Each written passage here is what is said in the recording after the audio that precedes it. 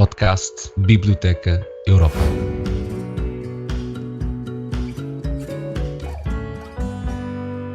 Sejam bem-vindos ao podcast Biblioteca Europa. Este podcast insere-se no festival literário Utopia. Não queremos discutir a Europa como a simples união de um espaço geográfico e também não queremos perder muito tempo com discussões institucionais ou com a espuma dos dias. Aquilo que o Festival Utopia quer debater é a Europa como ideia cultural e literária, como conceito e como aspiração, seja ela uma utopia em constante realização ou uma realidade em constante utopia. Portanto, este é um podcast sobre a Europa, sobre livros, sobre ideias e sobre política com P maiúsculo, ou seja, sobre a verdadeira utopia literária que é a união destes povos europeus, que hoje são 27, mas que tem pelo menos mais 10 que querem aderir a este projeto. O meu nome é Bruno Dias Pinheiro, eu sou o curador deste ciclo e serei o moderador deste podcast. O podcast baseia-se numa pergunta muito simples. Que papel tiveram os livros na ideia que os convidados têm de Europa? Pedimos a todos os convidados que identificassem 2 livros que tenham tido impacto no modo como se sentem europeus e a cada episódio a conversa no podcast será em torno dessas obras. Podem ser biografias, história, ficção, não ficção, poesia. Aquilo que pretendemos com cada um dos convidados é antecipar as ideias principais que farão parte do ciclo A Europa como Utopia do festival. No final dos episódios teremos uma lista de 20 a 25 livros que dão expressão a esta utopia. O meu convidado de hoje é Tiago Brandão Rodrigues. Tiago Brandão Rodrigues nasceu em Braga em 1977, tendo crescido em Paredes de Coura e voltado a Braga para estudar o seu secundário. Rumou depois a Coimbra para estudar Bioquímica. Foi Ministro da Educação com a tutela da Juventude e do Desporto entre 2015 e 2022 e foi igualmente deputado e Presidente da Comissão Parlamentar de Ambiente e Energia entre 2022 e 2024. Foi investigador na área da Oncologia na Universidade de Cambridge, 2010-2015, e fez também investigação científica em Dallas, Madrid e Coimbra, onde desenvolveu novas abordagens para o estudo cerebral e para a detecção precoce de tumores. Terminou o seu doutoramento em 2007 pela Universidade de Coimbra. Foi igualmente o adito olímpico português durante os Jogos de Londres em 2012. Tiago, muito bem-vindo. O Tiago escolheu 2 livros muito interessantes para esta nossa conversa. O primeiro é um livro bastante conhecido, mas ao qual é sempre importante regressar, que se chama Se Isto é um Homem, de Primo Levi. E o segundo, igualmente muito conhecido, e um livro que eu acho que terá aqui uma excelente adição a este podcast, porque até agora não foi escrito por ninguém, é A Jangada de Pedra, de José Saramago. Eu começo sempre com 2 citações de 2 autores conhecidos, cujas relações com a Europa foram bastante marcantes. A primeira é de Václav Havel, que em 1996 descreveu a Europa como uma tarefa, questionando, e cito: os europeus sentem-se realmente europeus ou trata-se mais de uma ideia abstrata, de um conceito teórico concebido para reafirmar um fator geográfico como um estado de espírito? E acrescenta: se olhar para o fundo do meu coração e tentar identificar o ponto em que começo a sentir-me europeu e o que me une à Europa, a primeira coisa que sinto é uma ligeira surpresa pelo facto de só agora me colocar a questão. Por outras palavras, eu era tão óbvia e naturalmente europeu que nem sequer pensava nisso. E estou certo de que isto se aplica à maioria dos europeus. São profundamente europeus, mas nem sequer têm consciência disso.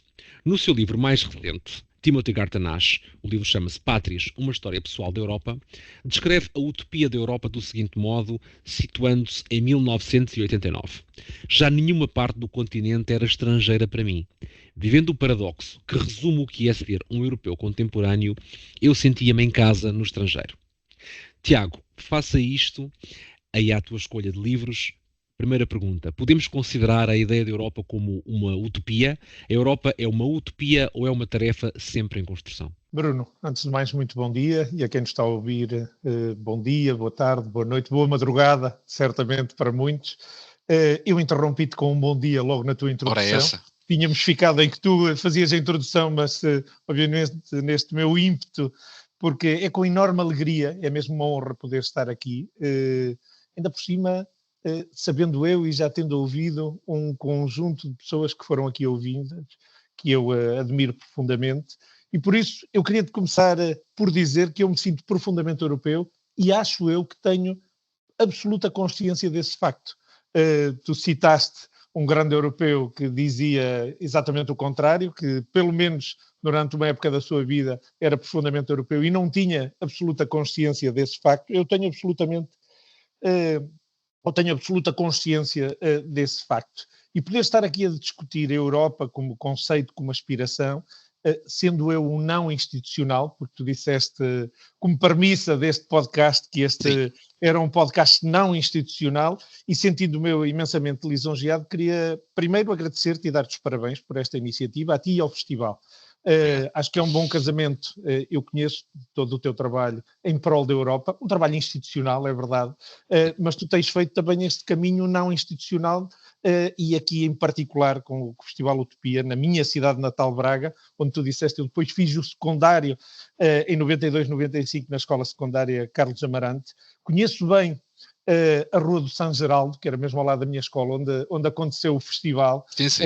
E é uma enorme alegria, é um sítio que está agora absolutamente fantástico, lindo, soberbo. As pessoas que não conheçam este espaço e tiverem a oportunidade de ir, quem sabe, no festival do próximo ano. No próximo ano, haverá um festival do próximo ano, sim. É verdade, mas pensando na Europa e pensando também nestes meus 2 livros, eu tenho que dizer, e já outros o disseram, que esta escolha dos livros foi muito difícil, para não dizer errática para mim. A quantidade de dúvidas, de dificuldades que eu tive ao escolher e ao tentar cingir-me a 2 livros. Obviamente que eu pensei primeiro, como muitos fizeram, e bem, em crónicas, ensaios, manuais, relatos sobre a Europa.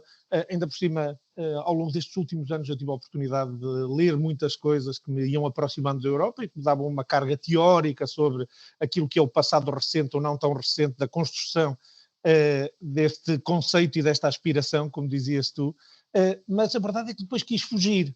E eu vou dizê-lo porque não é inocente esta minha escolha, porque eu tinha um objetivo claro, que isto não se tornasse, e não estou a dizer que os outros teus convidados o fizeram e o encriptaram, mas que eu sabia que se fosse por aí, por um conjunto de crónicas, ensaios ou relatos sobre a Europa ipsis verbis, eu ia acabar por encriptar esta conversa de tal forma que poucas pessoas teriam interesse em ler. Então eu quis escolher 2 livros que provocassem uma de 2 coisas. Aqueles que já leram um ou os 2 livros tivessem vontade de o reler, porque quando se relê estes livros, eu tive a oportunidade de reler estes livros agora, e também te posso falar sobre isso, porque a percepção foi completamente, a sensação, a percepção, até o entendimento do que eu tinha entendido na altura, me trouxe muitas das sensações. E eu depois posso te dizer também como é que eu li estes livros, mas eu queria algo que as pessoas voltassem a ler, 2 livros que voltassem a ler, ou que se sentissem desacomodados, ou, bom, num dos casos mesmo incomodados e espicaçados para voltarem a ler ou para ler pela primeira vez. E essa era a minha razão principal, e eu depois posso falar sobre as razões para justificar a escolha dos meus livros, mas agora falamos sobre utopia, e tu falavas também na tarefa em construção, não é? Esta dicotomia, e foi também por aí que tu tinhas-me dado o mote desta conversa, e eu tinha ouvido também um ou outro podcast, e eles têm no fundo um esqueleto comum, e eu acho que A Jangada de Pedra mostra muito a Europa como utopia.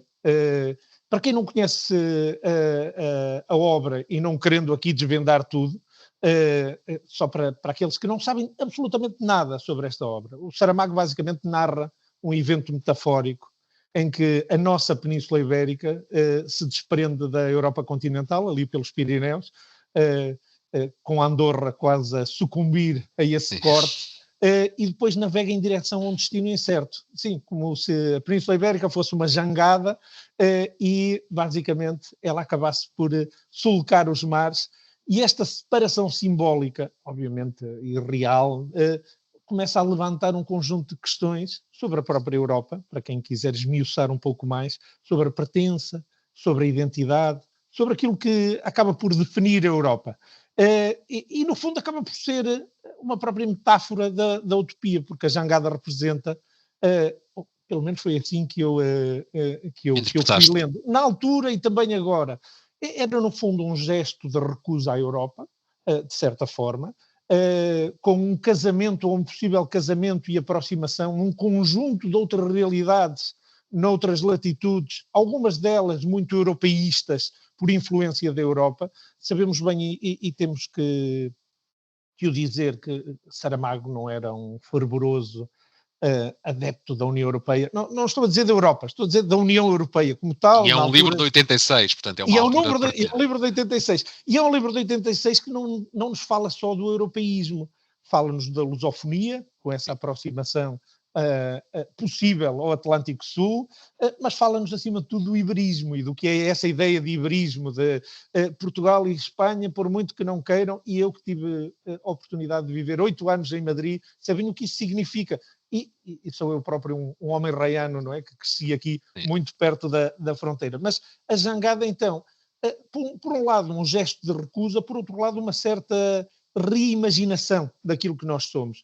E a ideia da Europa não é vista em nenhum momento deste livro, na minha ideia e na minha interpretação, como um dado adquirido, mas como algo potencialmente utópico, como algo fluido.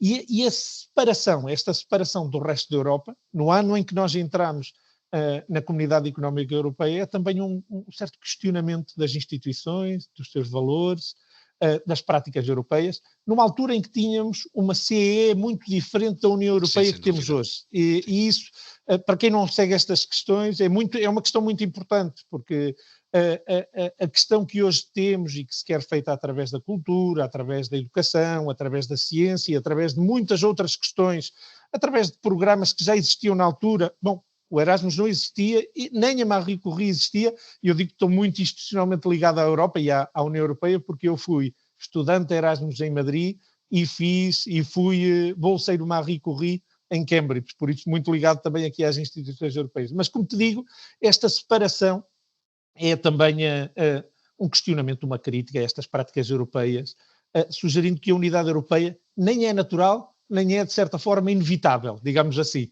E, por outro lado, uma crítica a esta ideia de utopia, que, no fundo, é necessário a utopia para pensar alternativas, mas não pode ser um fim estático, e a jangada não tem um destino, isso também é muito importante neste livro, pré-definido. Nós não sabemos desde o início onde ela vai parar, se ela vai parar, se ela se vai reaproximar à Europa.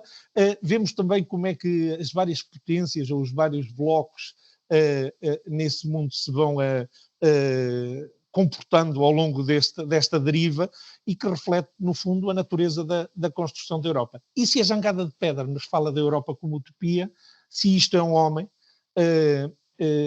fala-nos também da Europa como tarefa em construção, ou diria eu, em reconstrução. Não querendo ser, e aqui usando o anglicismo, não querendo ser spoiler, também para quem não sabe absolutamente nada sobre esta obra, o seu escritor, um judeu italiano, o Primo Levi, relata, e é absolutamente,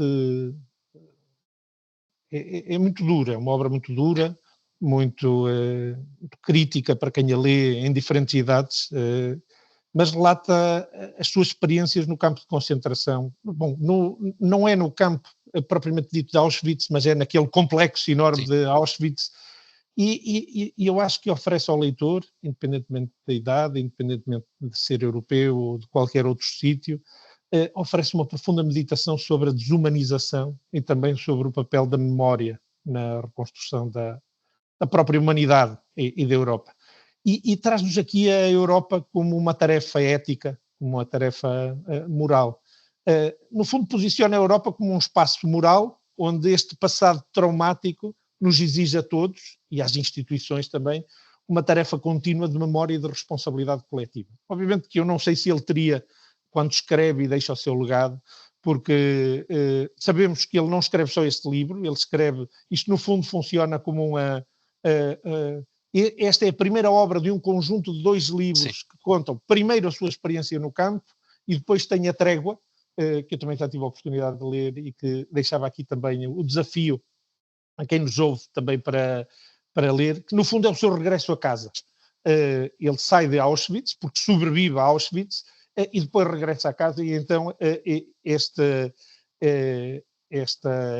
conjunto de 2 livros relata a sobrevivência no campo, ou melhor, chegada ao campo e a sobrevivência no campo, com tudo o que isso implica. E eu aqui não quero mesmo destapar, porque tudo o que eu possa dizer sobre este livro, e eu até não queria falar tanto deste livro, porque realmente é de tal forma louco, é de tal forma indigno, mas por outro lado é de tal forma soberbo, como ele nos acaba por contar cada um dos aspectos da desumanização daquele campo. Da desumanização não só de quem os aprisiona, de quem depois acaba por ligar-se ao regime nazi e colabora com ele, mas também a desumanização dos próprios presos, que para sobreviver se tem necessariamente que desumanizar. Mas, como eu dizia, este passado traumático exige-nos a todos uma tarefa contínua de memória e de responsabilidade coletiva. E depois também este livro deixa-nos um legado de luta contra o esquecimento e contra a desumanização, que tem que ser necessariamente central e o esqueleto para a construção de uma Europa ética, digamos assim. Não nos podemos esquecer, porque por muito que passemos e por muitos problemas éticos, morais, que temos em muitos dos conflitos que hoje acontecem, e poderemos falar dos dois principais que vamos vivendo, mas também dos outros mais periféricos, que muitas vezes não falamos dele. O Holocausto é, de certa forma, o símbolo maior do fracasso europeu. E neste livro sugere-se claramente que, se queremos evitar repetir os erros do passado, devemos continuamente, de certa forma, reconstruir estes nossos valores e não nos esquecermos do que aconteceu. Por isso, por um lado, utopia, por outro lado, construção no projeto europeu, a utopia como motor da ação, a construção como dinâmica permanente, e basicamente temos aqui uma Europa entre a utopia e, se me permite, a tarefa. A tarefa de fazer acontecer. No fundo, não é uma utopia estática, mas não pode existir sem a inspiração utópica. E isso é claro, e por isso é uma tarefa em construção, onde a memória, como foi defendido, se isto é um homem, e a imaginação, como é sugerido por Saramago, acabam por desempenhar papéis complementares. Eu acho que são duas escolhas excelentes, porque, enfim, no caso do José Saramago, não só o tempo histórico em que ele escreve em 86, portanto, tudo isto para nós era uma grande novidade, era uma grande, enfim, não foi muitos anos depois do 25 de Abril, portanto, era uma escolha identitária portuguesa em termos de pertença.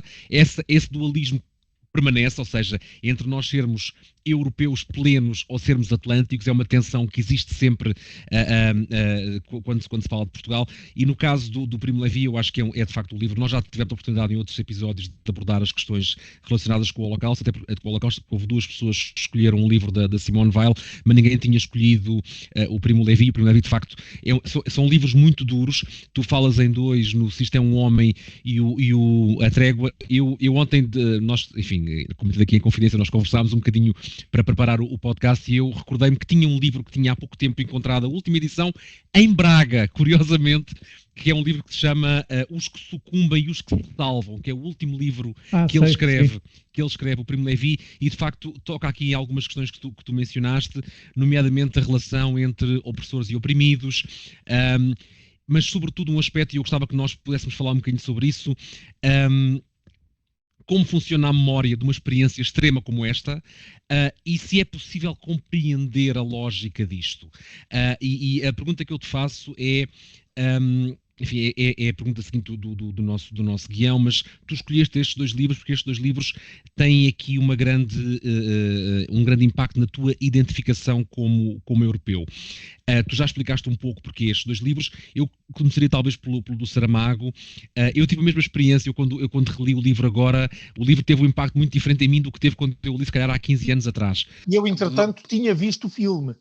Desde a leitura até esta leitura também tinha visto o filme. Exatamente. Isso, que, obviamente, que este em particular é impossível acabar por refletir num filme, por muito que seja uma longuíssima metragem, tudo aquilo que o Saramago descreve, não é? Porque, sendo ele como é, tendo um estilo e uma prática literária tão particular, conhecida por todos aqueles que, eu nem preciso de o descrever, é assim, todos que o conhecem, é muito difícil de explicar e humildemente digo que tenho dificuldade em explicar como é que é a prática literária de Saramago. Por isso, aqueles que o conhecem e que já leram pelo menos uma obra, ou mais do que uma obra para rechear esta experiência, sabem o que eu estou a dizer. Aqueles que não sabem o que eu estou a dizer estão a tempo de experienciar e depois dizer, então o que aquele senhor dizia era isto.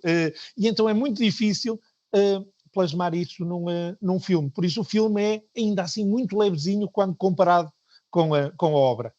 Sim, e a obra convida a uma reflexão mais densa do que o livro, sem dúvida. E começando pelo livro do Saramago, como é que tu vês esta pertença portuguesa à Europa e esta ideia da jangada em que nós parece que estamos sempre nesta tensão, não é se nos separamos, mas é para onde é que olhamos? Olhamos para a África, olhamos para o Atlântico, olhamos para a América, olhamos para o centro da Europa. Neste momento discute-se muito aqui em Bruxelas o alargamento e o que é que o alargamento vai significar para nós. Há sempre aquela narrativa de quanto mais a Europa se alarga, a União Europeia se alarga para o centro, mais periféricos nós nos tornamos.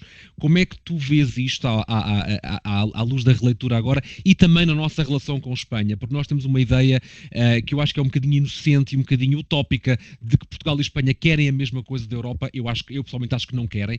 Querem, circunstancialmente, algumas coisas que são parecidas, mas têm pertenças muito diferentes ao espaço da União Europeia. Portanto, eu gostava de te ouvir um pouco sobre isso.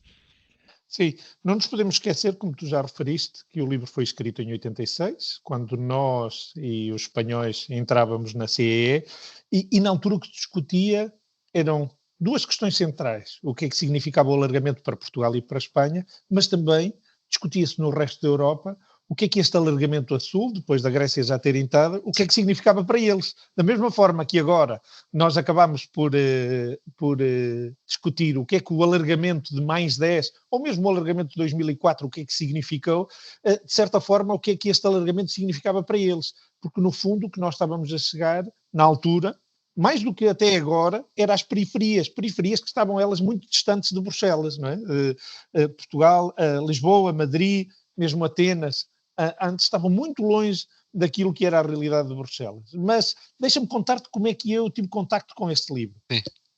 Basicamente, eu, como te disse, estudei em Braga, e eu tive uma sorte, mesmo antes de Saramago ter ganho o Prémio Nobel. Havia um clube de leitura na escola que estava ligado ao clube de jornalismo e tinha um jornal escolar. Esse fenómeno tão importante em tantas das nossas escolas continua a acontecer, e muitos deles candidatos, por exemplo, ao público na escola, que eu tive a felicidade de, juntamente com Manel Carvalho, diretor do Público, poder trazer à tona novamente, depois de alguns anos de dormência, e agora está de muito boa saúde. Mas, basicamente, eu, como aluno da Carlos Amarante, tivemos a sorte nesse clube de leitura e também jornal escolar e clube não era propriamente de jornalismo, mas de receber um senhor chamado José Saramago na nossa escola, na biblioteca da nossa escola. Ele não era Prémio Nobel, já era conhecido, já era polémico por questões que aqui não vou referir. Ele não era polémico, havia quem fizesse dele polémico. Sim. E ele depois surfava essas ondas com especial maestria, no melhor sentido. E a verdade é que José Saramago e eu tive a oportunidade, nessa altura, de pensar, este senhor é especial, por aquilo que nos disse. Ele teve uma conversa connosco, daquilo que recordo, muito próxima, nada paternalista, mas, por outro lado, absolutamente fascinante, porque ele aparentemente era como nós, e acabava por nos levar para o mundo dele e para os livros dele. Eu lembro-me de termos falado de dois livros em concreto, deste e de outro livro que acabou por me marcar muito, que é o Viagem a Portugal. E o Viagem a Portugal, para mim, não é um livro qualquer, é um livro que me marcou especialmente. Eu tive a sorte de ler o Viagem a Portugal porque a minha tia, foi a minha tia Tona, grande fornecedora de literatura infanto-juvenil, com os meus pais também, mas depois de me ir introduzindo a obras de cariz mundial. E eu, curiosamente, tenho aqui o Se Isto é um Homem, do Primo Levi, e tenho aqui uma anotação a dizer Tiago Brandão Rodrigues, 24 para 25 de 12 de 96. Que eu depois posso contar, porque foi ela que me deu numa noite de Natal, e eu devorei o livro logo a seguir, e foi nessa altura, eu tinha 19 anos quando li este livro. Tenho que dizer que é um livro, para quem tem 19 anos, de uma densidade extrema. Eu posso dizer que sofri a ler este livro, porque não estava familiarizado. Depois posso falar um bocadinho sobre a minha experiência da leitura e do meu verão seguinte, do verão de 97, onde eu tive a oportunidade de ir a Nuremberg e de ir a Dachau, também porque tinha um tio que está casado com uma tia minha, e eu tive a oportunidade, mas já daqui a pouco. Agora, relativamente a este livro em concreto, eu tive a oportunidade de ler este livro, A Jangada de Pedra, ainda por cima, porque nós estávamos muito ligados aqui à Espanha, temos que localizar isto no tempo. Eu tinha acabado de ir para Braga com 15 anos, sozinho, os meus pais ficam em Paredes de Coura, mas tinha tido uma infância entre Paredes de Coura e Moledo, onde nós passávamos férias, muito ligado à Espanha. Porque íamos lá todas as semanas, porque íamos lá muito no verão, mas acima de tudo porque estávamos aqui muito sujeitos à influência da rádio e da televisão espanhola. Temos que pensar que no dia 6 de outubro de 92 começa em Portugal a SIC, o primeiro canal privado, até aí basicamente tínhamos 2 canais de televisão, mais incipientes do que os espanhóis, que tinham outra força e outra programação. Não nos podemos esquecer que até ao meu ciclo preparatório, isto é, até 90, a RTP1 abria do meio-dia às 2, fechava para a telescola e só abria às 6 da tarde e à meia-noite fechava. A televisão espanhola tinha outra robustez, tinha outra força, tinha outra capacidade económica também, e depois começaram a existir, logo ali no final dos 80, um conjunto de canais privados, que nos deu muita informação. Então esta ideia do iberismo era uma coisa que estava muito presente. E então ler A Jangada de Pedra nessa altura foi muito importante, e eu li, não concomitantemente, mas logo a seguir, ao Viagem a Portugal. A Viagem a Portugal é um livro que me marca muito, deu-me a minha tia uma edição muito particular que ela tinha e me deu, que é a primeira edição da editorial Caminho. Sim. Tenho uma bela fotografia e em que o viajante, como ele se autodenomina, vai de Trás-os-Montes até Sagres e passa por alguns sítios muito particulares que acabaram por me enamorar. Um deles vem aqui, a Paredes de Coura, e não vai à vila, o que me levou a uma grande revolta na altura, não é? Porque vivendo eu na vila de Paredes de Coura, entenderia que lugar mais natural para ele ir, sendo eu um jovenzito, adolescente, era vir ao sítio onde eu tinha crescido. Mas não, vem de Ponte de Lima e acaba na Casa Grande de Romarigães. Porquê? Porque queria fazer também a sua homenagem a Aquilino Ribeiro, vai falando sobre as águas do Alto Minho e depois vai a Viana do Castelo, onde faz também um conjunto de percursos que eu conhecia muito bem. Mas o que mais me fascinou nessa viagem a Portugal foi a chegada a Coimbra. Ele chega a Coimbra, está na baixa da cidade e depois sobe à universidade. E aí fala das relíquias e das maravilhas daquela cidade, de Coimbra, e fala desta relação entre a cidade e a universidade. Porque sobe em direção à universidade, vindo da baixa da cidade, que é muito mais popular. Então, cidade versus universidade. Couraça de Lisboa, onde eu depois vinha viver durante 4 anos, e que me fascinava sempre esta poder viver na rua, ainda por cima com este nome, Couraça de Lisboa, que representava esta ligação que eu depois vivi também em Cambridge, curiosamente, e isto tem tudo uma ligação, que é a diferença que os ingleses falam entre a town e a gown, isto é, o uniforme universitário e a cidade. Principalmente num parque, mesmo ao lado da minha casa em Cambridge, que tenho Reality Checkpoint, que era uma luz que existia no meio de um parque, do Parque de Peace, onde foram inventadas as regras do futebol moderno, e onde os estudantes, quando saíam, no fundo tinham contacto com a realidade, e por isso este Reality Checkpoint. Mas para te dizer, eu li os 2 livros ao mesmo tempo, e porquê a Jangada de Pedra e porquê esta relação tão especial com a Europa? Tenho que dizer 2 coisas. Eu, quando escolhi a Jangada de Pedra, pensei que ela representava várias das coisas que me levaram a escolher estes 2 livros. E se me permites, eu falaria dos 2. Por um lado, esta diversidade europeia. A Jangada de Pedra acaba por falar da multiplicidade de identidades dentro da Europa e foca-se especificamente nesta nossa realidade ibérica. E a separação da Península Ibérica simboliza também aqui a tensão entre o particularismo regional que nós temos aqui na Península Ibérica e também esta unidade europeia, que é um tema central da União Europeia e da unidade europeia. Nós estamos sempre a falar destas coisas, sempre a falar destas coisas. Mas a Jangada de Pedra fala-nos também como a Europa como um espaço de tensões. E esse é outro dos temas que acaba por vir sempre à tona quando se fala da Europa, e Saramago acaba por apresentar a Europa como um espaço de tensões políticas, mas também como um espaço de tensões culturais, históricas, onde a unidade é sempre desafiada pela diferença. E como eu já disse, isto é uma metáfora para a necessidade de reavaliar o projeto europeu, já na altura, isto estamos sempre a falar da reavaliação, do que é preciso para diminuir estas tensões, lidando com aquilo que é quase moto comum em todas as conversas, as divergências internas, mais do que a nossa relação externa, as nossas divergências. Depois, a memória, Saramago fala disso e obviamente Primo Levi também fala disso, sobre a memória como fundamento da identidade europeia. E depois, trazendo aqui para esta questão em concreto, a literatura como meio de reflexão crítica. Nós temos uma união das literaturas europeias. Depois, uma das questões principais que Saramago traz à tona é o lugar da margem na identidade europeia, que acaba por ser também no outro livro retratado. A Península Ibérica, na Jangada de Pedra, mostra-nos essa margem, que são as periferias e as margens da Europa, e no fundo os prisioneiros de Auschwitz acabam por mostrar a outra margem, aqueles que não são visíveis, que estão escondidos, e no fundo esta ideia de que a identidade europeia não pode ser construída apenas a partir do centro, das instituições e das grandes potências, mas é necessário também uma visão inclusiva, trazendo todas estas margens.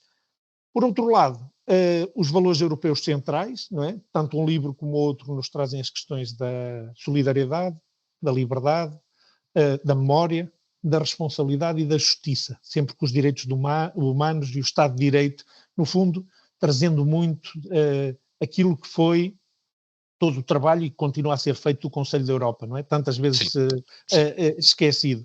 E depois as críticas às falhas da Europa. Ambos os livros são, em certa medida, críticas ao projeto europeu. Obviamente o Primo Levi não pensava ele numa Europa tal qual nós, mas Saramago acaba por desafiar a ideia de uma Europa homogénea, questionando se as periferias são realmente valorizadas, neste caso a Península Ibérica, e o outro livro confronta a Europa com o seu maior fracasso moral, acho eu, pedindo sempre uma reflexão sobre o passado e um compromisso com o futuro. Estas críticas são, num caso e noutro, acho eu, bastante construtivas, mas identificam, por um lado, as responsabilidades e, por outro lado, os desafios. Num anterior podcast com o professor José Manuel Pureza, brincámos um bocadinho com a ideia. Ele tem um livro que se chama Desobedecer à União Europeia, e eu acho particularmente interessante esta abordagem que tu no princípio referiste, da postura crítica que o José Saramago tinha, de questionamento desta pertença, e eu acho que nós precisamos disso, precisamos de não achar que isto é uma utopia de sentido único ou uma narrativa sem alternativa. E há uma citação do livro de Saramago que eu gostaria que tu comentasses, que é uma citação bastante, eu acho que é bastante portuguesa e simultaneamente bastante portuguesa dentro da Europa. E ele diz o seguinte, e cito: "Se calhar este mar é o mesmo que está dentro de nós, uma imensidão de águas que não sabemos governar." Ou seja, há aqui uma certa ideia de que nós precisamos de pertencer a algo maior do que nós, porque não somos capazes de tomar conta do nosso destino sem essa pertença. E eu gostava de ouvir a tua opinião sobre isso. Não sendo verdade, é muito verdade. Nós somos os países, como os povos, como as pessoas, individualmente, muito gregários, e necessariamente gregários. Mas nós não nos podemos esquecer quando é que Saramago escreve isso e como é que Saramago escreve isso. No fundo, diante da integração de Portugal e de Espanha ao Bloco Europeu, que estava a acontecer, Saramago, e é necessário voltar a recordar, ele era um crítico da adesão. Ele preferia, não nos podemos esquecer que sempre ligado ao Partido Comunista Português, com as ideias muito vincadas que ainda hoje o PCP tem relativamente ao papel da então CEE e agora União Europeia. No fundo, Saramago acaba por questionar os caminhos destes dois países no cenário continental e mundial. E ele tinha um conjunto de questões, não é? E ele perguntava sempre: Portugal e Espanha perderiam as suas identidades próprias em nome de uma Europa única e homogénea? Ele tinha sempre isso, que é isso que tu dizes. Por outro lado, ele fala-nos, e quando lerem o livro vocês vão ver que, no fundo, existe uma ilha a vaguear, e isso provoca uma comoção, de certa forma, social e também política. Por outro lado, fala-nos de um conjunto de preconceitos e do caos, que é ele próprio social, económico e político. Se calhar é difícil para as pessoas agora entenderem sem terem lido o livro como é que... Mas deixa boas pistas, deixa muito boas pistas. E depois deixa essas outras perguntas, que é relativamente aos portugueses, mas também relativamente aos espanhóis. Não nos podemos esquecer que esse é o mesmo ano em que ele conhece depois sua companheira até ao final da vida, a Pilar, sendo ela espanhola, estando ele encantado com ela, e ela acaba por trazer também um conjunto de outras perguntas que surgem agora, até onde portugueses e espanhóis são diferentes, estão os portugueses e espanhóis mais próximos das outras nações europeias ou dos países africanos ou da América Latina, não é? E é essa a questão também, pertencemos nós mais sentimentalmente e formalmente à União Europeia, à CPLP, ao espaço ibero-americano, não nos esquecendo nós que Portugal é, neste momento, o único país que intercepta estes 3 blocos. Sem dúvida. É o único país que faz parte da União Europeia, fazendo parte da CPLP, fazendo parte do mundo ibero-americano. Depois, por outro lado, essa pergunta que também é constante sempre na obra de Saramago, ou em muitas das facetas da obra de Saramago, o quanto, de certa forma, o período colonial e, por outro lado, as invasões históricas vindo da Europa transformaram a sociedade ibérica. E depois, por último, que eu acho que é muito mais também pertinente trazer aqui, se seriam, ou se ainda são, Portugal e Espanha, alvo de preconceitos por parte dos países europeus mais ricos. E o problema não é eles sermos alvos de preconceitos, é como é que nós vivemos com esses preconceitos. Se isso não nos faz, de certa forma, querermos nos unir sentimentalmente a uma Europa que foi tradicionalmente mais rica, que foi culturalmente, aparentemente mais rica, aparentemente, e volto a dizer, e no fundo como ele debate de maneira original, mas também muito sagaz, esta identidade dos povos ibéricos num cenário da Europa contemporânea. O próprio livro, eu já disse, é uma história de roteiro, tem algo de quixotesco, quem teve a oportunidade de ler o Dom Quixote, com o Sancho Panza e a forma como vão viajando, quem teve a oportunidade de ler A Viagem a Portugal, mas mesmo a forma como ele centra este livro. Sem querer ser spoiler novamente, dizer-vos que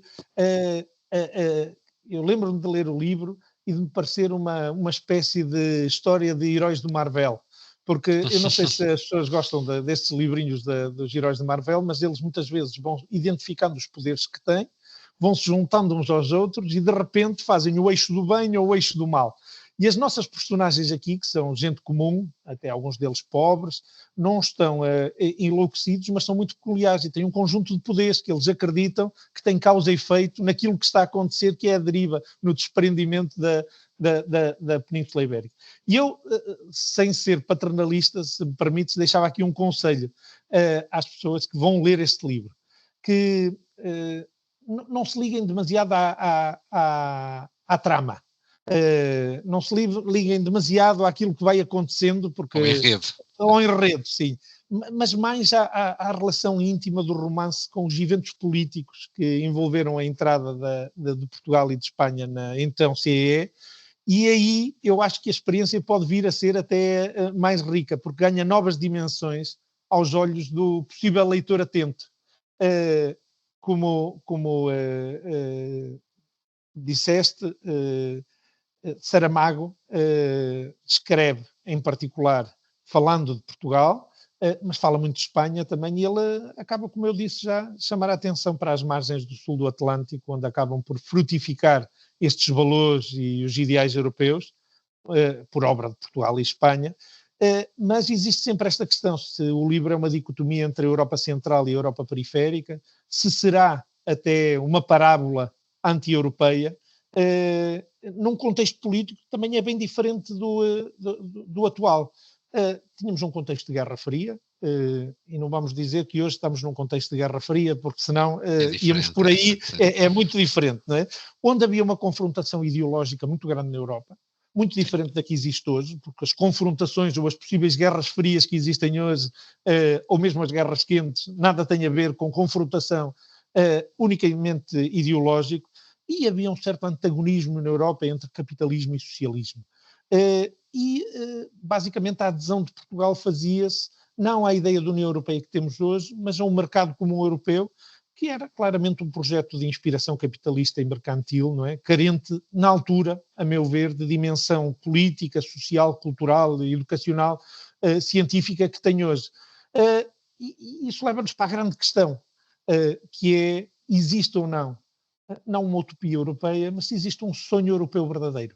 Se ele existiu, se ele ainda persiste, sabemos que a Europa é objeto de todo tipo de reflexões, à volta dos grandes valores, da ideia da unidade da Europa, mas, por outro lado, nunca nos podemos esquecer, porque isso também é muito debatido, em fóruns particulares, mas não uma discussão aberta. De certa forma, se a Europa tem verdadeiramente um caráter artificial ou um caráter natural. É a Europa um espaço político natural? Porque, vejamos, a Europa nem é sequer um espaço geográfico claro. Quando nós olhamos para a Europa, a Europa é uma ideia. Exatamente, a Europa é uma espécie de ideia, e sendo assim, somente pode ser, no fundo, uma união convencional. E esta era, e é, a meu ver, a sua enorme vantagem, porque nem a história nem a geografia acabaram por desenhar um espaço europeu perfeitamente homogéneo para dentro e, acima de tudo, porque não temos falado mas perfeitamente diferenciado para fora. Nunca o foi. E por isso a distância em todos os sentidos dentro da Europa, climática, cultural, de origens étnicas, entre o norte e o sul da Europa é imensa. Existindo também um conjunto de realidades que são muito importantes, por exemplo, e falou-se noutros programas em que tu gravaste, sobre a Rússia, sobre o papel da Turquia, que no fundo tem um pé dentro da Europa, tem outro fora, e depois existem realidades culturais, e nisto o livro de Saramago é muito rico, outras realidades culturais e étnicas externas à Europa, diria eu, muito mais próximas do que são algumas, muito mais próximas à Europa do que são algumas culturas do nosso continente. No fundo, a Europa nunca foi una em quase nenhum sentido, e isso não nos podemos esquecer. E se virmos bem, mesmo em termos históricos, para o mundo antigo, mas também para o medievo, a unidade geográfica mais clara e natural era a bacia do Mediterrâneo, aquela onde nós nos situamos, sendo nós atlânticos, do que o conjunto do continente. Por isso, a meu ver, não há uma unidade histórica entre as divisões, as guerras de blocos, em que às vezes se enfrentam, outras vezes não se enfrentam, mas ignoram-se, e esta unidade cultural que não existe de todo. No fundo, a Europa hoje em dia é uma superestrutura política, um espaço útil, um lugar onde se chega. E isto é uma coisa muito importante, porque eu fui vivendo isso também na minha experiência política. Chega-se à Europa desde o interesse, e não desde a história ou desde a língua. Faço-me entender? Claro. Claro, sem dúvida. Não há uma identidade ou uma unicidade europeia. No fundo, é uma vantagem, é uma enorme vantagem estar na Europa, e o que se pode pedir aos diversos povos europeus é que se integrem na Europa sem deixarem de ser o que são, sem renunciarem a uma entidade política mais fundamentada nos sentimentos que são os seus países. Por isso, no fundo, é uma enorme vantagem estar na Europa, mas não é uma inevitabilidade. Concordo com isso, que, enfim, não podemos ser inocentes, ingênuos ao ponto de achar que não é o interesse que alavanca tudo o resto nesta construção, isso sem dúvida, e a crítica de Saramago também é um pouco essa. Tu tocaste aqui em alguns aspectos que foram aspectos evidenciados no ciclo do festival, e que é uma questão para a qual é muito difícil encontrar a resposta, e antes de passar ao Primo Levi, eu gostava só de sublinhar este aspecto, que é que fronteiras é que tem a Europa? São as fronteiras geográficas, são as fronteiras políticas, são as fronteiras literárias, e eu acho que tu definiste aqui de certo modo de uma forma bastante utópica, mas pragmática, é quase a fronteira do sonho. Nós sentimos ou não sentimos que pertencemos a este sonho e a esta aspiração, e aí a margem é bastante grande, e justifica que países como a Turquia, como tu referiste, querem, não querem, mas acabam sempre por querer estar presentes no centro de decisão, que é o centro europeu. Em relação ao Primo Levi, eu tenho sempre enquanto leitor, e mesmo no âmbito deste festival, eu tenho sempre uma dúvida existencial, que é: nós conseguimos ler os livros dissociando-os do autor, ou seja, são entidades completamente separadas, não interessa ao autor, só interessa ao que escreveu. Eu acho que nestes dois casos do que tu escolheste é bastante evidente que nós não conseguimos dissociar o autor, não conseguimos dissociar a biografia do Primo Levi, que, enfim, como disseste, é um sobrevivente do Holocausto. Foi escritor, também tem uma formação, era químico. Eu gostava só de fazer a citação que está na origem do livro, do título do livro, e pedir para comentar disso, acrescentando uma outra, mas já lá vou. A citação diz isto. Pergunta Primo Levi no livro: considerem se isto é um homem que trabalha no meio da lama, que não conhece a paz, que luta por um pedaço de pão e morre por um sim ou por um não. Esta é a frase emblemática. E eu acrescentaria uma outra, que foi uma que a mim me deixa sempre inquieto, dessossegado, para usar a expressão que tu usaste no início do podcast. E ele diz: a salvação é demasiado difícil para ser conseguida sozinho. E isto dá-nos aqui uma certa ideia de que nós precisamos de solidariedade, precisamos dos outros, precisamos de diálogo, até para combater aquela desumanização extrema que tu referias no início. E gostava de ouvir a tua opinião sobre estas duas citações. Bom, o livro começa basicamente, e para quem não conhece o livro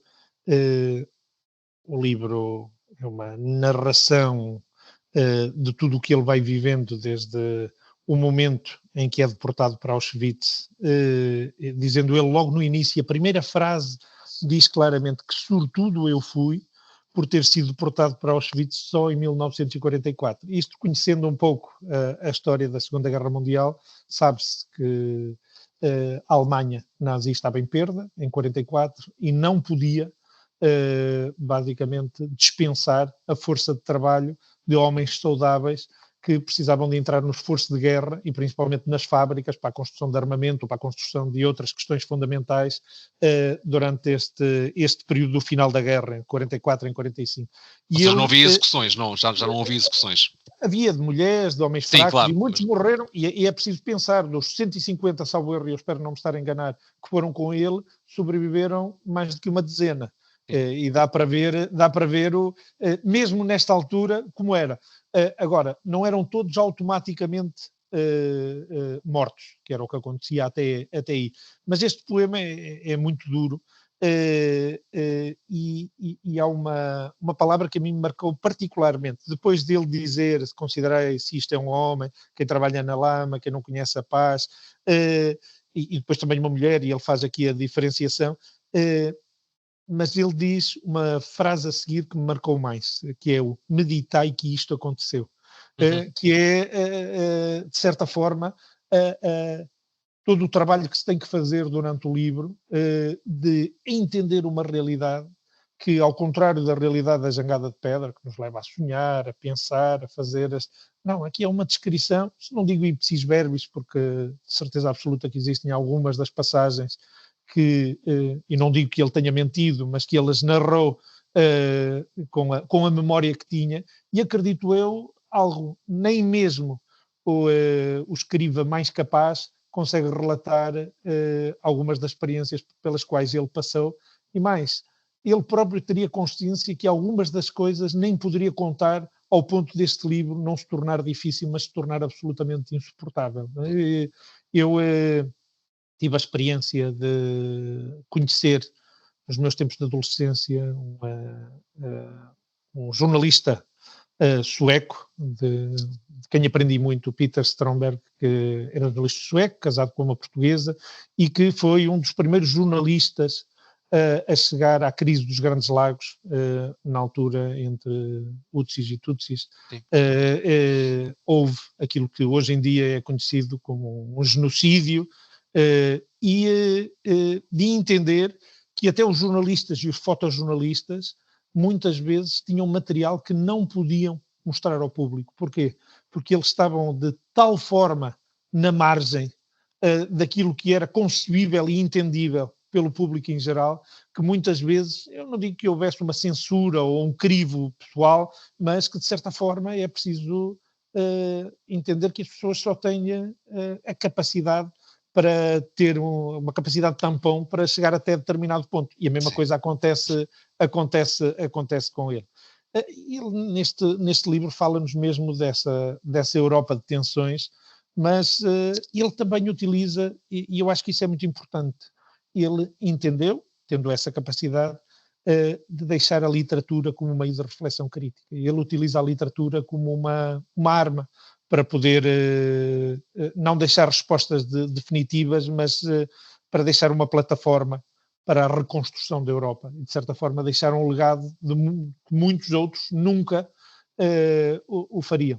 E quem tenha, na realidade portuguesa, e sempre muito diferente disto que estamos a falar, mas quem tem, por exemplo, familiares que viveram a Guerra do Ultramar, por exemplo, sabe bem o que é que isso significa, de gente que nunca falou, e o mesmo acontece em muitos documentários sobre o que aconteceu nos campos de concentração, e volto a dizer, realidades muito diferentes, sem nada comparáveis, mas tudo o que são experiências traumáticas muitas vezes levam a um fechamento individual ou até coletivo das sociedades, e deixar plasmado num livro como ele deixou é, de certa forma, de uma riqueza e é um legado muito importante para a Europa de hoje. Eu devo dizer, enfim, nós estamos a gravar este episódio já depois do festival ter acontecido, porque o podcast prolongar-se-á por mais algumas semanas, e de certo modo para restaurar aqui alguma fé na humanidade, eu estive no festival, o festival foi em Braga e eu até tive a oportunidade de comentar com algumas das pessoas que lá estiveram que o festival teve enchentes, teve vários momentos de grandes enchentes de público,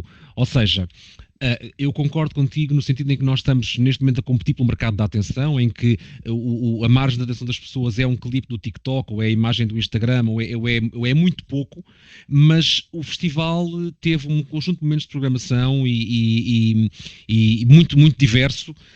E que trouxe muitas pessoas, não sei se é um fenómeno exclusivo de Braga ser uma cidade com uma sofisticação intelectual acima da média, mas havia gente de todas as origens que participou em várias coisas, e o meu ponto é, nós temos de continuar a fazer estas coisas, nós temos de continuar a falar destes livros, nós temos de continuar a trazer estes temas para cima da mesa, nós temos que, de certo modo, lutar por afirmar que estas realidades são realidades que têm meio século ou mais de existência, mas que nunca estão ganhas, nunca estão adquiridas. Isto é sempre...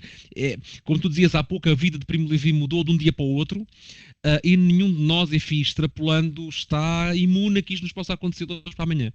Exatamente, e essa é a luta que se tem que fazer todos os dias. A minha experiência é essa mesma também, sempre que se dá a possibilidade das pessoas terem experiências mais refinadas, principalmente na outra idade, e eu gostava de ver e de entender, eu não tive a oportunidade e penalizo-me por isso de ter estado no Festival Utopias. No próximo ano já tenho marcado na minha agenda que nesta altura do ano tenho que passar um fim de semana em Braga, em novembro, mas a verdade é que eu gostava de saber, era isso que estava a dizer, de certa forma, quantos jovens, verdadeiramente jovens, estavam no festival, e se calhar tu me consegues me dizer. Mas é importante, e sempre que se dá a oportunidade aos muitos jovens de terem experiências diferentes, eles respondem, sem nenhum tipo de hesitação, Agora, em abono da verdade, é muito mais difícil fazer esse trabalho maratoniano, digamos assim, do que o trabalho imediatista de atração em redes sociais que estão no telemóvel, que eles levam para todos os sítios, não é? Para todos os sítios, é mesmo para todos os sítios. À noite é a última coisa que eles têm contacto, de manhã é a primeira coisa que eles têm contacto, nos transportes públicos é a única entidade com quem conversam, nos tempos de pausa na escola acaba por ser muitas vezes o grande estímulo, mais do que os colegas, mais do que os clubes de jornalismo ou de literatura, e não é que existam, porque existem muitos e de muita qualidade, mas a luta é muito desigual, digamos assim. Enfim, respondendo à tua pergunta, o festival tinha muitos jovens. Enfim, eu não estive em tudo, estive alguns dias, estive fundamentalmente neste ciclo sobre a Europa, e tinha jovens da Universidade do Minho, tinha jovens que vivem em Braga, pessoas que... Nós tivemos uma sessão com eurodeputados que durou até às 11 da noite, que tinha quase 100 pessoas, portanto, e com uma estratificação social e etária muito diversa. Ou seja, enfim, eu sou um bocadinho aqui juiz em causa própria, mas a aposta de fazer isto é uma aposta ganha, porque aquelas pessoas foram de facto impactadas por aqueles debates, por aquelas discussões, e são discussões que nós queremos que sejam discussões acima digamos, da pequena política, da pequena intendência do dia-a-dia, da capa do jornal, uma discussão um bocadinho mais sofisticada, e houve perguntas, houve interação, houve perguntas muito interessantes, portanto, enfim, para o ano haverá mais Festival Utopia, mas o meu ponto aqui de facto é que... E para não falar do impacto externo que tem, por exemplo, com este podcast, não é? Pensemos, se cada um dos livros que tu vais sugerir na Biblioteca Europa for lido, não por mais, por 5 pessoas, é uma aposta muitíssimo ganha, não é? Sim, sem dúvida. Eu pessoalmente tenho aprendido imenso, porque havia alguns que não tinha lido de facto, e é muito enriquecedor mesmo que já os tenhas lido, como estamos a fazer aqui, dialogar com pessoas que os leram noutras fases das suas vidas, com percursos muito distintos dos nossos, e sobretudo trazer os temas para eles continuarem a ser temas que nos ocupam, que nos interpelam e que nos preocupam. Isso é muito importante e continuaremos. Ainda sobre o Primo Levi, antes de passar para a última pergunta, o anterior episódio, que foi com a Sofia Moreira de Sousa, a Sofia tem uma frase que é da Hannah Arendt, em que ela diz: as piores pessoas perderam o medo e as boas perderam a esperança. É uma frase que podia ser escrita pelo Primo Levi também, porque, enfim, a narrativa é fundamentalmente o mesmo, mas o Primo Levi tem uma frase muito parecida no livro, que diz: os monstros existem, mas são demasiado poucos para serem verdadeiramente perigosos. Mais perigosos são os homens comuns. A minha pergunta para ti é: nós estamos livres deste perigo hoje em dia, ou este perigo continua a ser muito presente? É absolutamente presente. É absolutamente presente este medo. Eu tenho que discordar aí, eu não sei se entendi completamente, mas eu acho que o escritor foi de um arrojo, de uma valentia e de uma coragem enorme a escrever este livro. E não nos podemos esquecer também do que é que aconteceu no pós-Segunda Guerra Mundial. O Holocausto, durante decénios, foi uma realidade absolutamente escondida. Mas este livro em particular, Se Isto é um Homem, acabou por não ser publicado quando foi escrito, ou não ser publicado por uma editora de referência, uma editora, e depois a sua expansão pela Europa, sendo um livro absolutamente fantástico, demorou muito tempo. Sim. Até em Portugal, quando é que se começaram a discutir verdadeiramente as questões relacionadas com o Holocausto, com a memória histórica, não só no nosso sistema de ensino, mas mesmo na opinião pública? Eu recordo-me o impacto que teve a lista de Schindler em Portugal, que foi, no fundo, o interruptor que acabou por trazer para a opinião pública as questões do Holocausto de uma outra forma. Agora, se é verdade que hoje temos perigo iminente de realidades, não digo ipsis verbis como o Holocausto, mas claro, de extremismos, de radicalização, isto não é segredo para ninguém. Alguém que diga o contrário, das duas uma, ou está alinhado com essa realidade e quer que estejamos letárgicos, dormentes e latentes, ou vive aliado completamente do mundo. Por isso é preciso lutar todos os dias, porque se não o fizermos, e se não fizermos a luta pela Europa da ética, só vamos ter mesmo a Europa dos interesses. E isso é algo absolutamente límpido para mim. Por isso é preciso trabalhar todos os dias para que isso aconteça. Tiago, se tu escrevesses um livro sobre a Europa, que género seria e porquê? Bom, essa é uma pergunta pertinente. Eu não sei se teria a arte para escrever um livro sobre a Europa, mas existiriam dois géneros, por tudo aquilo que nós dissemos, que eu adoraria escrever um livro. O primeiro, se calhar é uma ortodoxia, seria uma banda desenhada, porque acho que, primeiro, porque eu não acho que seja um género menor, e tenho que o dizer aqui, acho... Não é eu já fui estimulado. Quem vive em Bruxelas deve viver isso de forma especial, não é? Mas, e nós na Assembleia temos uma coleção sobre a democracia que é em banda desenhada, que é uma coisa extraordinária. Eu ia falar sobre isso. Desculpa. Não. Eu tive a oportunidade de acompanhar, porque foi nos meus tempos como deputado, nesta passada legislatura, que muitos deles saíram com um trabalho absolutamente soberbo do Serviço de Documentação e também da Livraria da Assembleia da República. No fundo fizeram ali um trabalho em parceria, também em abono da verdade, com o apoio do Presidente da Assembleia da República, Augusto Santos Silva, que também esteve muito presente, e não sei se isso vem do tempo do Presidente Ferro Rodrigues. Eu assisti a todo o trabalho que Augusto Santos Silva fez também no apoio a essas iniciativas. Mas se não fosse uma banda desenhada, e isso porquê? Porque eu acho que é importante chegar a públicos mais jovens que à partida são afins à banda desenhada, mas numa banda desenhada pode-se dizer praticamente tudo que se diz noutros géneros literários. Eu sonharia em escrever um poema, porque não há nenhum género literário que me tenha marcado tanto como a poesia. E, falando disso, eu trazia outro livro, e trazia aqui um desafio. Eu falei de 2 livros, acabamos hoje por falar de 4, não é? Porque se é verdade que falamos de Se Isto é um Homem, falamos também da Trégua. Se é verdade que falamos da Jangada de Pedra, acabamos por falar no Viagem a Portugal. Mas eu trazia-te aqui, porque acho que é absolutamente fundamental. Foi um livro que me foi dado, e eu posso-te contar também, porque acho que é muito engraçada a forma como eu chego a este livro. Este livro é uma obra poética, chama-se Europa, é do Adolfo Casais Monteiro, foi escrito ali por 1945. E como é que eu tive acesso a este livro? Era eu estudante de Coimbra e era comensal, isto é, ia comer todos os dias a uma República de Coimbra, que se chamava Solar do 44, onde uma parte significativa de todos aqueles que iam todos os dias comer a essa República vivia numa casa que era o 37 da Rua das Flores. Uns vivíamos na Coraça de Lisboa, dos comensais, e outros viviam no 37. Era vulgarmente conhecido por 37.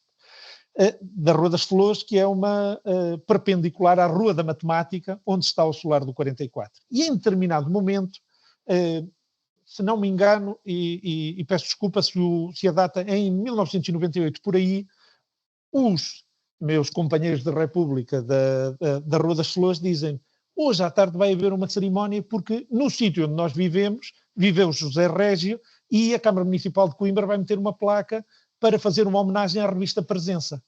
Porquê? Porque era ali que tinha começado a ser editada a revista Presença. E eu fui a essa homenagem. Éramos 10 pessoas, vivíamos na República, viviam lá em casa, os que éramos da República viviam lá em casa, e 2 ou 3 pessoas da Câmara de Coimbra. Se não me engano, estava lá também a Teresa Alegre de Portugal, que na altura era vereadora da Câmara de Coimbra, se não me engano, e basicamente esta obra do Adolfo Casais Monteiro, só aqui para situar, ele era cunhado do Soeira Gomes, passou a ser co-diretor da revista Presença ali entre 29 e 30, e ele no fundo foi alguém ele era poeta, ficcionista, ensaísta, cronista, e este livro em particular, que eu depois pude subtrair da coleção da minha tia, é uma forma simpática de dizer que trouxe para casa e ficou aqui para toda. Foi um livro facsimilado, é uma edição em várias línguas, mas a edição em português é facsimilada dessa primeira edição que foi editada. E foi editado no âmbito de um festival, que era o Europália 91, foi um festival cultural realizado na Bélgica, em Portugal foi o tema central, muito importante em 91, mas voltando a Adolfo Casais Monteiro, ele foi proibido pela censura e durante décadas não pôde publicar um livro, não pôde assinar uma crítica literária, acabou por se exilar. A própria Presença acaba por fechar também em consequência das posições políticas de Casais Monteiro e de outros. E este poema em concreto, Europa, é absolutamente fantástico. E ele está acessível na internet. Eu deixava às pessoas, se puserem na internet, Europa, Adolfo Casais Monteiro. A primeira edição do Europa sai logo a seguir e tem algumas características muito importantes. Ele foi lido pela primeira vez 15 dias depois de acabar a Segunda Guerra Mundial por outra personagem que eu já tinha tido contacto e que todo esse enredo me acabou por fascinar, que é António Pedro. O António Pedro trabalhava em Londres, na BBC na altura. É-lhe dedicada a esta obra, dizendo ao António Pedro que foi na hora própria a voz de todos os portugueses que não esqueceram a sua condição de europeus e cidadãos do mundo. O António Pedro era ator, encenador, poeta, jornalista, artista plástico. Aqueles que o conhecem sabem o quão marcante foi a sua obra. Houve na Gulbenkian uma exposição fantástica também com questões, com obras do António Pedro. A sua obra mais emblemática, a meu entender, é o protopoema da Serra d'Arga. Eu que cresci aqui no Alto Minho, e ele passou os últimos dias da sua vida em Moledo, em Caminha. Por isso, esse nome António Pedro era um nome que ressoava na minha cabeça desde pequeno, porque quando passava na Avenida Santana dizia, ou alguém dizia, não, eu vivo ali ao lado da casa do António Pedro. Mas depois, nesta altura, quando chego a Coimbra, tomo contacto com o António Pedro e as ilustrações de um homem que também é um paradigma da europeidade, de António da Costa. E esta edição da Europália tem um prefácio muito marcante, a meu ver, e é um prefácio que se chama Um Poema Português para a Europa, do José Augusto Seabra, que foi meu antecessor no Ministério da Educação. Por isso, eu deixo às pessoas este desafio de poderem ir ler este livro, de entenderem o quão marcante e atual ele é, e se eu pudesse ter escrito um dia uma obra, não me importava Seria nada assim. de ter sido, pelo menos, ou ter tido metade da genialidade do Adolfo Casais Monteiro e ter lido, ou ter escrito Europa, ou pelo menos ter tido a possibilidade de o ler como o leu o António Pedro. Tiago, para terminar, vale a pena acreditar na Europa mesmo sendo uma utopia? Todos os dias, a toda a hora, em cada uma das nossas ações.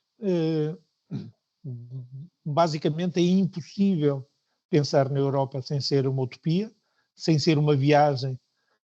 Não queremos que ela seja necessariamente à deriva, mas com a única forma de uma viagem ser verdadeiramente prazerosa é não ter limites ou bazias, ou balizas, obviamente aquelas que estão relacionadas com o Estado de Direito, com os direitos humanos, mas deixar alguma flexibilidade e maleabilidade, porque caso contrário, se nós formos demasiado estritos e demasiado conservadores e ortodoxos na viagem que queremos fazer, isso acontece todos os dias na nossa vida, acabamos por gorar as expectativas, por isso tem que ser uma viagem utópica, mas sempre, sempre, sempre baseado nas pessoas e baseado na ética. E isso é fundamental. Tiago, muito obrigado. Gostei muito. Acho que neste episódio nós conscientemente cedemos um bocadinho o nosso tempo, mas acho que valeu a pena cada minuto. Eu não tenho noção nenhuma de. Ora essa, não te preocupes. Eu peço desculpa se. Ora essa, não peças. É possível pessoas da sonoplastia acabaram por entorpecer aí a ação, mas. Valeu a pena cada minuto e eu agradeço muito teres aceitado o convite e certamente teremos novas oportunidades daqui até ao próximo festival para continuarmos a falar sobre estes assuntos. Obrigado pela possibilidade e até breve, Tiago. Muito obrigado, um abraço para ti, para todos os que nos estão a ouvir, para o sonoplasta que trabalhará também este episódio e é sempre um gosto gastar, no melhor sentido da palavra, uma manhã das nossas vidas a falar sobre literatura, a falar sobre a Europa e a falar das coisas que verdadeiramente importam, a ética e o caminho que nós queremos fazer como país, como civilização, aqui do centro da Europa, desde Paredes de Couro. O podcast Biblioteca Europa é um conteúdo do Festival Literário Utopia com curadoria de Bruno Dias Pinheiro, uma produção da The Book Company com sonoplastia de Guilherme Rito.